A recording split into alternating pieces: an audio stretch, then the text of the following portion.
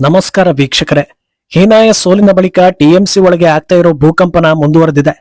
ಈಗ ಮಮತಾ ಅತ್ಯಾಪ್ತ ವಲಯದಲ್ಲಿ ಗುರುತಿಸಿಕೊಂಡಿರೋ ನಾಯಕರು ಕೂಡ ಮಮತಾ ಬಳಗವನ್ನ ಬಿಟ್ಟು ರೆಬೆಲ್ ಕ್ಯಾಂಪ್ ಸೇರ್ತಾ ಇದ್ದಾರೆ. ಈ ಪೈಕಿ ಈಗ ಮದನ್ ಮಿತ್ರ ಕೂಡ ಹೊರನಡೆದಿದ್ದು ಮಮತಾ ಬ್ಯಾನರ್ಜಿಗೆ ಅತ್ಯಂತ ದೊಡ್ಡ ಹಿನ್ನಡೆ ಅನ್ನೋ ರೀತಿ ವ್ಯಾಖ್ಯಾನಗಳು ಬರ್ತಾ ಇದೆ. ಈ ಒಂದು ನಡೆಯಿಂದ ಪಕ್ಷ ಮಮತಾ ಕೈಯಲ್ಲಿ ಉಳಿಯಲ್ಲ ಅನ್ನೋದು ಮಾತ್ರವಲ್ಲದೆ ಇನ್ನು ಮುಂದೆ ಟಿಎಂಸಿಯಲ್ಲಿ ಮಮತಾ ಏನೇನೂ ಅಲ್ಲ ಅನ್ನೋದರ ಸಿಗ್ನಲ್ ಕೊಡ್ತಾ ಇದೆ. ಮಿತ್ರ ಯಾಕೆ ಮಮತಾಗಿ ಮುಖ್ಯವಾಗ್ತಾ ಇದ್ರು, ಹೋಗೋವಾಗ ಮದನ್ ಮಿತ್ರ ಹೇಳಿದ್ದೇನು, ಇದೆಲ್ಲವೂ ಕೂಡ ಮುನ್ನೆಲೆಗೆ ಬಂದು ಚರ್ಚೆಗೆ ಒಳಗಾಗ್ತಾ ಇದೆ. ಇಷ್ಟಾದ್ರೂ ಕೂಡ ಸುಮ್ಮನಾಗದ ಮಮತಾ ಮತ್ತೆ ಬಿಜೆಪಿಗೆ ಸವಾಲ್ ಹಾಕಿದ್ದಾರೆ. ಹಾಗೆ ತಮ್ಮ ಬಳಗ ಬಿಟ್ಟು ರೆಬೆಲ್ ಗುಂಪು ಸೇರ್ತಾ ಇರೋ ನಾಯಕರಿಗೂ ಕೂಡ ಚಾಲೆಂಜ್ ಮಾಡ್ತಾ ಇದ್ದಾರೆ.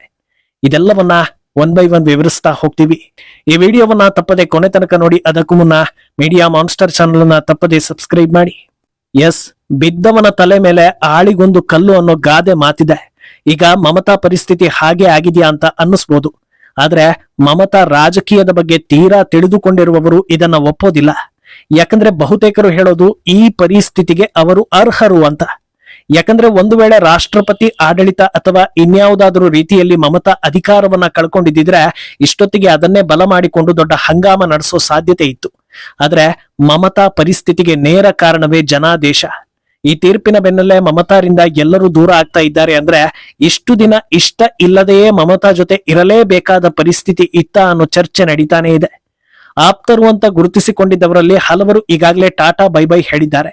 ಈಗ ಮದನ್ ಮಿತ್ರ ನಿರ್ಗಮನ ಮಮತಾ ಪಾಲಿಗೆ ಕೊನೆಯ ಮೊಳೆಯ ಅನ್ನೋ ರೀತಿಯ ಹೆಡ್ಲೈನ್ ನಲ್ಲಿ ಚರ್ಚೆಗೆ ಒಳಗಾಗ್ತಾ ಇದೆ. ಯಾಕೆ ಇಷ್ಟೊಂದು ಗಂಭೀರ ಚರ್ಚೆ ಅಂತ ಗೊತ್ತಾಗ್ಬೇಕು ಅಂದ್ರೆ ಮಮತಾ ಹಾಗೂ ಮದನ್ ಮಿತ್ರ ರಾಜಕೀಯ ಒಡನಾಟದ ಆರಂಭದ ಕಡೆಗೆ ನೋಡ್ಬೇಕಾಗುತ್ತೆ. ಮೂಲತಃ ಟ್ಯಾಕ್ಸಿ ಡ್ರೈವರ್ ಹಾಗೂ ಯೂನಿಯನ್ ಲೀಡರ್ ಆಗಿದ್ದ ಮದನ್ ಮಿತ್ರ ಮಮತಾ ಬ್ಯಾನರ್ಜಿಯ ರಾಜಕೀಯದ ಆರಂಭದ ದಿನಗಳಲ್ಲಿ ಜೊತೆಯಾಗಿ ಕೆಲಸ ಮಾಡಿದವರು. 1993ರಲ್ಲಿ ಇಬ್ರು ಕೂಡ ಯೂತ್ ಕಾಂಗ್ರೆಸ್ ಮೂಲಕ ತಮ್ಮ ರಾಜಕೀಯವನ್ನ ಶುರು ಮಾಡ್ತಾರೆ.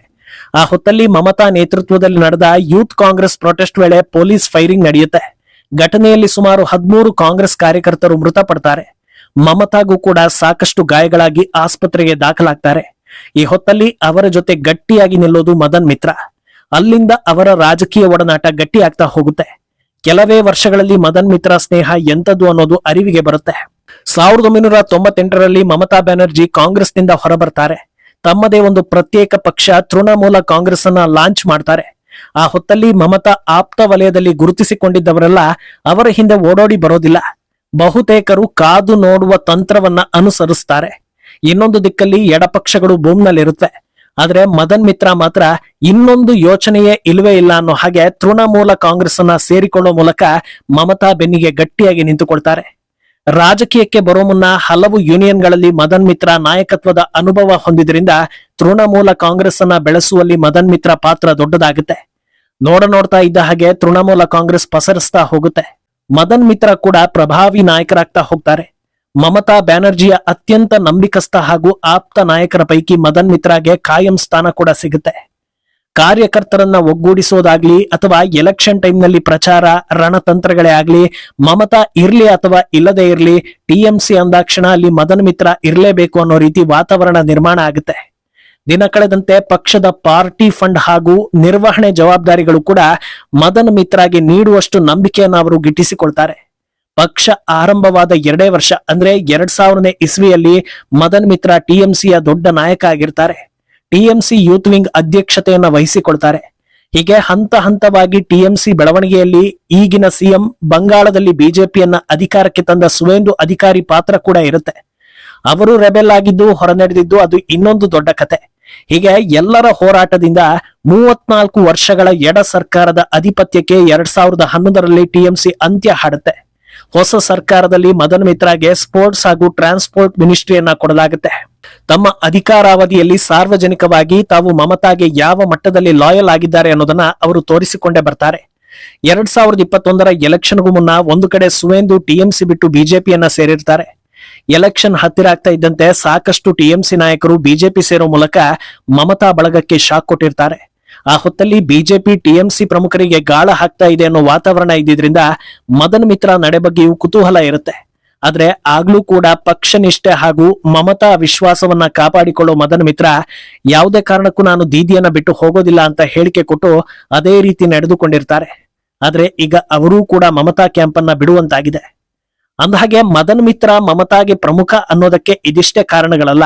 ಹೇಗೆ ಮಿತ್ರ ಮಮತಾ ಜರ್ನಿಯಲ್ಲಿ ಬೆನ್ನೆಲುಬಾಗಿದ್ರೋ ಅದೇ ರೀತಿ ಮಮತಾ ಕೂಡ ಮಿತ್ರಾಗೆ ಹಲವು ಸಂಕಷ್ಟದ ಸಂದರ್ಭಗಳಲ್ಲಿ ಬೆನ್ನಿಗೆ ನಿಂತು ಬೆಂಬಲವನ್ನ ಕೊಟ್ಟಿರ್ತಾರೆ. ಬಂಗಾಳದಲ್ಲಿ ಶಾರದಾ ಚಿಟ್ ಫಂಡ್ ಕೇಸ್ ದೊಡ್ಡ ಮಟ್ಟದಲ್ಲಿ ಸದ್ದು ಮಾಡಿತ್ತು. 2015ರಲ್ಲಿ ಈ ಕೇಸ್ ಸಂಬಂಧ ಮದನ್ ಮಿತ್ರಾರನ್ನ ಸಿಬಿಐ ಅರೆಸ್ಟ್ ಮಾಡುತ್ತೆ. ಅವರ ಸಚಿವ ಸ್ಥಾನಕ್ಕೂ ಕುತ್ತು ಬರುತ್ತೆ. ಮದನ್ ಮಿತ್ರಾರಿಂದ ಪಾರ್ಟಿಗೂ ಸಾಕಷ್ಟು ನೆಗೆಟಿವ್ ಇಂಪ್ಯಾಕ್ಟ್ ಆಗೋ ವಾತಾವರಣ ನಿರ್ಮಾಣ ಆಗುತ್ತೆ. ಆದ್ರೆ ಆ ಹೊತ್ತಲ್ಲೂ ಮಮತಾ ಮಿತ್ರ ಕೈ ಬಿಡೋದಿಲ್ಲ. ಯಾರು ಏನೇ ಹೇಳಿದ್ರು ಮಿತ್ರರನ್ನ ಕಡೆಗಣಿಸದೆ ಮೊದಲು ಯಾವ ರೀತಿ ಅವರನ್ನ ನೋಡ್ತಾ ಇದ್ರೋ ಅದೇ ರೀತಿ ಅವರನ್ನ ಟ್ರೀಟ್ ಮಾಡ್ತಾರೆ. ಮಮತಾ ಕಡೆಯಿಂದ ಮದನ್ ಮಿತ್ರ ಬಗ್ಗೆ ಒಂದೇ ಒಂದು ನೆಗೆಟಿವ್ ಹೇಳಿಕೆಗಳು ಬರೋದಿಲ್ಲ. ಎಲ್ಲವನ್ನೂ ಸಂಭಾಳಿಸಿಕೊಂಡೇ ಬರ್ತಾರೆ. ಆದ್ರೆ ಕಾಲ ಬದಲಾಗಿ ಮಮತಾ ರಾಜಕೀಯವೇ ಮುಗಿಯುತ್ತಾ ಅನ್ನೋ ಪ್ರಶ್ನೆ ದಟ್ಟವಾಗಿ ಕೇಳಿ ಬರ್ತಾ ಇರೋ ಹೊತ್ತಲ್ಲಿ ಮದನ್ ಮಿತ್ರ ಕೂಡ ಗುಡ್ ಬೈ ಹೇಳಿ ಅದರಲ್ಲೂ ರೆಬೆಲ್ ಬಣವನ್ನ ಸೇರ್ತಾ ಇರೋದು ಮಮತಾ ರಾಜಕೀಯ ಅಂತ್ಯಕ್ಕೆ ಪುಷ್ಟಿ ಕೊಡ್ತಾ ಇದೆ. ಇನ್ನು ಇಷ್ಟು ಗಾಢವಾದ ಒಡನಾಟದ ನಡುವೆಯೂ ಈ ನಿರ್ಧಾರ ತೆಗೆದುಕೊಂಡಿರೋ ಮದನ್ ಮಿತ್ರ ಕಡೆಯಿಂದ ಬಂದಿರೋ ಹೇಳಿಕೆಗಳು ಕೂಡ ಗಮನಾರ್ಹವಾಗಿದೆ. ಮಮತಾ ಬ್ಯಾನರ್ಜಿ ಬಣದಲ್ಲಿ ಇದ್ದುಕೊಂಡು ನನಗೆ ಸಮರ್ಪಕವಾಗಿ ಕೆಲಸ ಮಾಡೋದಕ್ಕೆ ಆಗೋದಿಲ್ಲ ಅನ್ನೋದು ಗೊತ್ತಾಗ್ತಾ ಇದೆ, ಆದ್ರಿಂದ ರಾಜೀನಾಮೆ ಕೊಡ್ತಾ ಇದ್ದೀನಿ ಅನ್ನೋದನ್ನ ಹೇಳಿದ್ದಾರೆ. ಅಲ್ಲದೆ ಅಭಿಷೇಕ್ ಬ್ಯಾನರ್ಜಿ ಮೇಲಿನ ಅಸಮಾಧಾನ ಹಾಗೂ ಕೋಪದಿಂದಾಗಿ ಈ ನಿರ್ಧಾರ ಅನ್ನೋದನ್ನ ಕೂಡ ಪರೋಕ್ಷವಾಗಿ ತಿಳಿಸಿದ್ದಾರೆ. ಆದ್ರೆ ಇದೇ ಒಂದು ತಿಂಗಳ ಹಿಂದೆ ಜೂನ್ ನಲ್ಲಿ ಮಿತ್ರ, ನಾನು ಮುಂಚೆಯೂ ಮಮತಾ ಬ್ಯಾನರ್ಜಿ ಜೊತೆ ಇದ್ದೆ, ಮುಂದೆಯೂ ಇರ್ತೀನಿ, ಸಾಯೋ ಟೈಮ್ ನಲ್ಲೂ ನಾನೊಬ್ಬ ನಿಷ್ಠಾವಂತನಾಗಿ ಇರೋದಕ್ಕೆ ಇಷ್ಟಪಡ್ತೀನಿ, ದ್ರೋಹಿಯಾಗಿ ಸಾಯೋದಕ್ಕೆ ಇಷ್ಟಪಡೋದಿಲ್ಲ ಅಂತ ಹೇಳಿದ್ರು. ಆದ್ರೆ ಒಂದೇ ತಿಂಗಳಲ್ಲಿ ಎಲ್ಲವೂ ಬದಲಾಗಿ ಮಮತಾ ಬ್ಯಾನರ್ಜಿಗೆ ಶಾಕ್ ಕೊಡೋ ಕೆಲಸ ಆಪ್ತ ಮಿತ್ರನ ಕಡೆಯಿಂದಲೇ ಆಗಿದೆ. ಇನ್ನು ಇಷ್ಟೆಲ್ಲ ಆಗ್ತಾ ಇದ್ದ ಹಾಗೆ ಮಮತಾ ಮಾಮೂಲಿನಂತೆ ಗುಡುಗಿದ್ದಾರೆ. ಮಿತ್ರ ಪಕ್ಷ ಬಿಡೋದಕ್ಕೆ ಬಿಜೆಪಿ ಕಾರಣ. ಕಳೆದ 2 ದಿನಗಳ ಹಿಂದೆ ಅವರ ಪತ್ನಿ ಹಾಗೂ ಇಬ್ಬರ ಮಕ್ಕಳ ಮೇಲೆ ಇಡಿ ನೋಟಿಸ್ ಜಾರಿ ಮಾಡಿದೆ, ಆದ್ರಿಂದ ಅವರು ಪಕ್ಷ ಬಿಟ್ಟಿದ್ದಾರೆ. ನನ್ನ ಟೀಮ್ ಅನ್ನ ಬಿಟ್ಟು ಹೋಗ್ಬೇಕು ಅಂತ ಯಾರೇ ಅನ್ಕೊಂಡಿದ್ರು ದಯವಿಟ್ಟು ಹೋಗ್ಬಿಡಿ, ಆದ್ರೆ ನಾನು ಬಿಜೆಪಿಯನ್ನ ಸುಮ್ನೆ ಬಿಡೋದಿಲ್ಲ, ನನಗೆ ಹಾರ್ಟ್ ಅಟ್ಯಾಕ್ ಆಗ್ಬೇಕು ಅಂತ ಬಿಜೆಪಿ ಪ್ಲಾನ್ ಮಾಡ್ತಾ ಇದೆ, ಆದ್ರೆ ಬಿಜೆಪಿಯನ್ನ ಮುಗಿಸೋ ತನಕ ನಾನು ಸಾಯೋದಿಲ್ಲ ಅಂತ ಮಮತಾ ಬ್ಯಾನರ್ಜಿ ಹೇಳಿದ್ದಾರೆ. ಅಲ್ಲದೆ ತಮ್ಮ ಏಜ್ ಫ್ಯಾಕ್ಟರ್ ಬಗ್ಗೆ ಆಗ್ತಾ ಇರೋ ಚರ್ಚೆಗಳಿಗೂ ಕೂಡ ಉತ್ತರಿಸಿರೋ ಅವರು, ನನಗೆ 71 ವರ್ಷ ಆಗಿದೆ, ಇನ್ನೇನ್ ಮಾಡೋಕ್ಕಾಗುತ್ತೆ ಅಂತ ಹಲವರು ಅಂದ್ಕೊಂಡಿದ್ದಾರೆ. ಆದ್ರೆ ಆ ಕಲ್ಪನೆಯನ್ನ ಬಿಟ್ಟು ಬಿಡಿ. ನಾನು ಯಾವತ್ತಾದ್ರೂ ಪ್ರಧಾನಿ ಮೋದಿಯ ಏಜ್ ಕೇಳಿದ್ದೀನ? ಒಬ್ಬ ವ್ಯಕ್ತಿಯ ಬುದ್ಧಿಶಕ್ತಿ, ಮೆಂಟಲ್ ಪವರ್ ನಿಂದ ಆತನ ಏಜ್ ಡಿಸೈಡ್ ಆಗುತ್ತೆ. ವಯಸ್ಸು ನೋಡಿ ಆಡಿಕೊಳ್ಳೋದನ್ನ ಬಿಟ್ಬಿಡಿ ಅಂತ ಫೇಸ್ಬುಕ್ ಲೈವ್ ನಲ್ಲಿ ಗುಡುಗಿದ್ದಾರೆ. ಇನ್ನು ಪಕ್ಷದ ಆಂತರಿಕ ಕುಸಿತಕ್ಕೆ ಅಭಿಷೇಕ್ ಬ್ಯಾನರ್ಜಿ ಕಾರಣ ಅನ್ನೋ ಮಾತಿಗೂ ಕೂಡ ಮಮತಾ ಪ್ರತಿಕ್ರಿಯೆ ಕೊಟ್ಟಿದ್ದಾರೆ. ತಮ್ಮ ಸೋದರಳಿಯನನ್ನ ಡಿಫೆಂಡ್ ಮಾಡ್ಕೊಳ್ಳೋ ಮಮತಾ ಅಭಿಷೇಕ್ ಫ್ಯಾಮಿಲಿ ಮೆಂಬರ್ಸ್ ಮೇಲೂ ಇಡಿ ನೋಟಿಸ್ ಕೊಟ್ಟಿದೆ. ಅವರ ಮೇಲೂ ಸಾಕಷ್ಟು ಕೇಸ್ಗಳಿವೆ, ಆದ್ರೂ ಕೂಡ ಅವರು ಜಗ್ಗದೆ ಎಲ್ಲವನ್ನೂ ಫೇಸ್ ಮಾಡ್ತಾ ಇದ್ದಾರೆ. ರೆಬೆಲ್ಗಳು ಅಭಿಷೇಕನ ನೋಡಿ ಕಲಿಯೋದು ಸಾಕಷ್ಟಿದೆ ಅಂತ ಹೇಳಿದ್ದಾರೆ.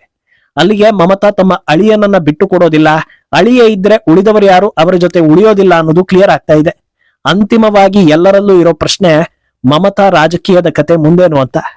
ಈ ಬಗ್ಗೆ ನಿಮ್ಮ ಅಭಿಪ್ರಾಯವನ್ನ ತಪ್ಪದೆ ಕಮೆಂಟ್ ಮೂಲಕ ತಿಳಿಸಿ.